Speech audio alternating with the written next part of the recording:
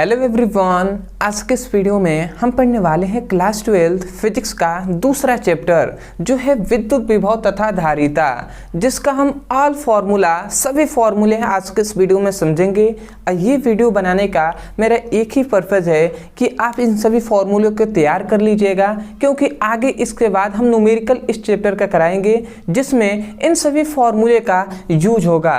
तो इसलिए मैं कह रहा हूँ कि अभी से आप इन फार्मूले को सभी को जान लीजिए, इसको अपने नोट्स में लिख लीजिएगा और उसके बाद इसको याद करके ही आपको जो कल न्यूमेरिकल कराया जाएगा तो उसमें आपको आना है।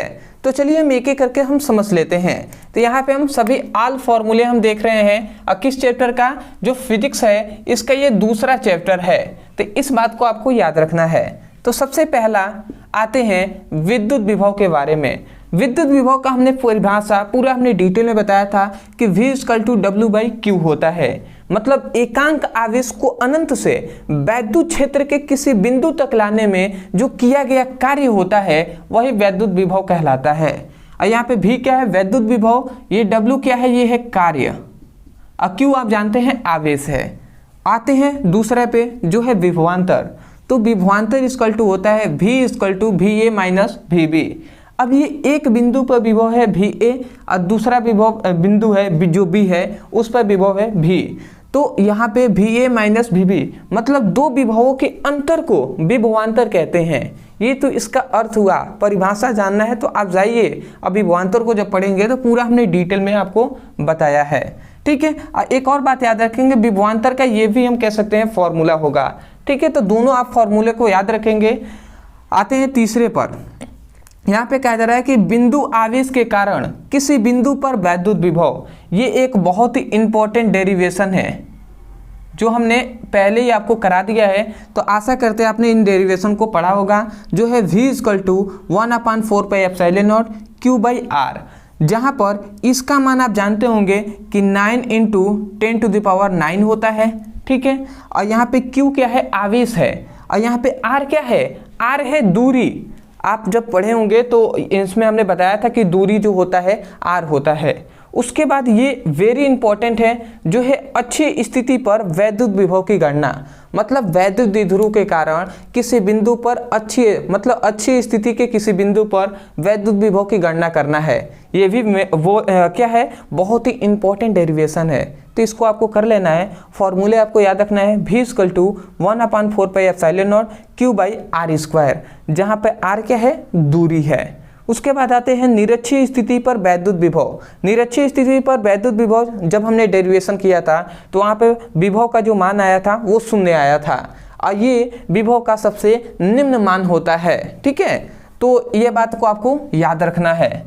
अगला आते हैं अपने छठे फॉर्मूले पर जो है विभव प्रवणता, जो कि मोस्ट इंपॉर्टेंट टॉपिक है। तो विभव प्रवणता को E से दर्शाते हैं, और E = होता है -ΔV बटे क्या होता है, ΔX होता है।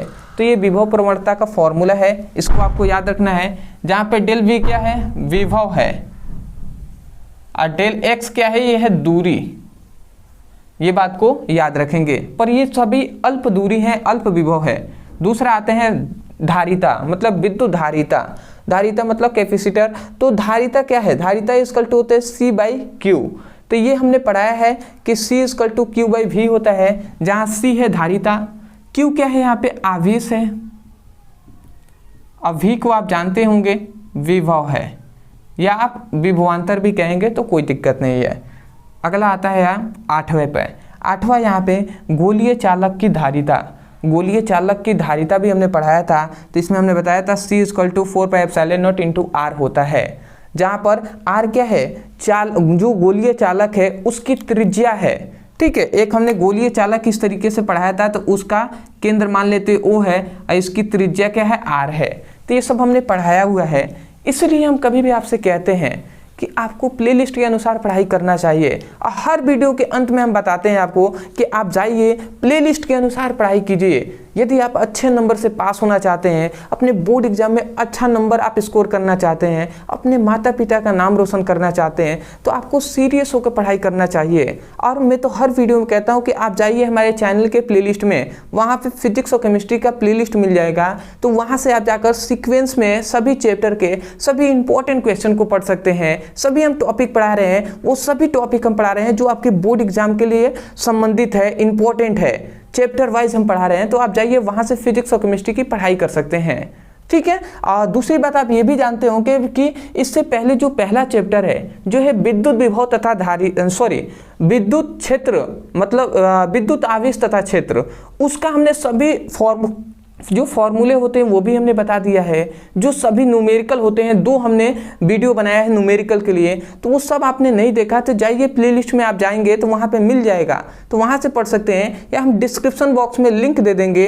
इस वीडियो को देखने के बाद आप पहले चैप्टर का सभी इंपॉर्टेंट फॉर्मूले को पढ़ाई कर लीजिएगा, और उसके साथ साथ सभी आपको न्यूमेरिकल का भी आपको वीडियो मिल जाएगा, वहाँ पर डिस्क्रिप्शन बॉक्स में हम दे देंगे, तो वहाँ से न्यूमेरिकल को भी जाकर आप देख लीजिएगा, ठीक है। तो इस तरीके से आपको सीरियस होकर थोड़ा सा पढ़ाई कीजिए। समय नज़दीक आ जाएगा अभी कुछ दिनों के बाद, तो आपको थोड़ी सी परेशानी हो सकती है। अगला आता है समांतर प्लेट संधारित्रों की धारिता। अब ये जब हमने धारिता पढ़ाया था तो धारिता के हमने प्रकार बताया था, तो धारिता के ये प्रकार है जो है समांतर प्लेट संधारित्र, और इसका ये डेरिवेशन है एक, ये क्या है, डेरिवेशन है। तो ये हमने बताया था आपको कि डेरिवेशन हमने प्रूफ किया था कि C = A epsilon not into D होता है, जहाँ पर A क्या है, A है जो प्लेट है, जो संधारित्र का जो प्लेट है उसका अनुप्रस्थ काट का क्षेत्रफल है, और D क्या है, D है यहाँ पे दूरी, 2 प्लेटों के बीच की दूरी है। और यदि दोनों प्लेटों के बीच यदि परावैद्युत पदार्थ हो तो वहाँ पे C = होता है A epsilon not into K/D, वहाँ पे ये फॉर्मूला होता है, इसको भी आपको याद रखना है। अगला आता है 10वें क्वेश्चन पे, जो है संधारित्रों के श्रेणी क्रम संयोजन, मतलब संधारित्रों का भी संयोजन होता है, तो उसमें एक आता है श्रेणी क्रम संयोजन और एक आता है समांतर क्रम संयोजन। तो श्रेणी क्रम संयोजन का फॉर्मूला होता है 1/C1 = 1/C = 1/C1 1/C2 + 1/C3, इस तरीके से 1/Cn तक होगा। जितने आप क्या लेंगे, धारिता लेंगे, उतना ही आपको बढ़ता जाएगा, संधारित्र लेंगे उस तरीके से बढ़ेगा। अगला आता है समांतर प्लेट संधारित्र। अब समांतर प्लेट संधारित्रों की धारिता, मतलब यहाँ पे C = C1 + C2 + C3 इस तरीके से n तक जाएगा। ये सब आपको न्यूमेरिकल के लिए यूजफुल होगा, तो उसमें आप फॉर्मूले को याद रखेंगे। अब यहाँ पे आता है संधारित्रों की संचित ऊर्जा। संधारित्रों की संचित ऊर्जा को U से प्रदर्शित करते हैं, और U = 1/2 मतलब ½ V² C है, जहाँ पर V क्या है, V है विभव और C क्या है, धारिता है। तो इस बात को भी याद रखेंगे, ये भी वेरी इंपॉर्टेंट आपका डेरिवेशन है। ये भी बात को आपको याद रखेंगे कि जब हमने फॉर्मूला बताया था तो इससे पहले हमने 2-3 और फॉर्मूले बताए थे इसी के संबंध में, जो बहुत ही इंपॉर्टेंट है, और उसी टाइप के न्यूमेरिकल उस पर फॉर्मूले पे बनते हैं। तो उन सभी फॉर्मूले को आपको तैयार करना है, इसलिए जाकर संधारित्रों की संचित ऊर्जा का पढ़ाई कर लीजिएगा।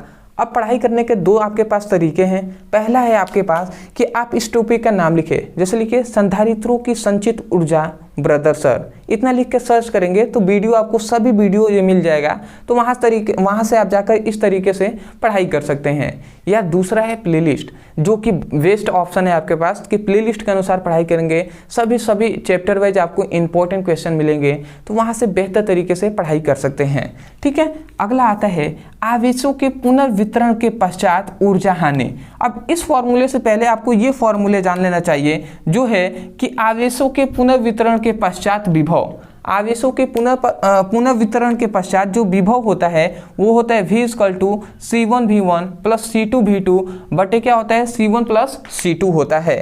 ये वेरी इंपॉर्टेंट, ये दोनों डेरिवेशन है, तो ये आपको तैयार कर लेना है। तो ये जो फॉर्मूला है इसको आपको तैयार करना है न्यूमेरिकल के लिए, और ये जब इस पर न्यूमेरिकल पूछा जाता है ना, तो 5-5 नंबर 7-7 नंबर में पूछा जाता है, ठीक है। तो इनको आपको याद रखना है। दूसरा आता है ऊर्जा हानि का, तो याद रखेंगे del you is equal to C1C2 बटे क्या है 2 इंटू में क्या है C1 प्लस C2 कोष्ट में क्या है V2 माइनस V1 का होल स्क्वायर। अब यहाँ पे सब कुछ आप जानते हैं, ये क्या है संधारित्र C1 है, ये संधारित्र C2 है, यहाँ पे C1 C2 ये भी संधारित्र है, और यहाँ पे V1 क्या है V2 क्या है दूसरा विभव है, और V1 क्या है एक दूसरा विभव है। मतलब जो संधारित्र C है ना उस पर विभव है V1, और जो संधारित्र C2 है उस पर विभव है V2, और उसका होल स्क्वायर कर दिया गया है। तो जब ये फॉर्मूला कैसे आया, कैसे आपको जानना है, तो इस पर जाकर आप डीप में डिस्कस करेंगे, तब आपको अच्छे से समझ में आएगा।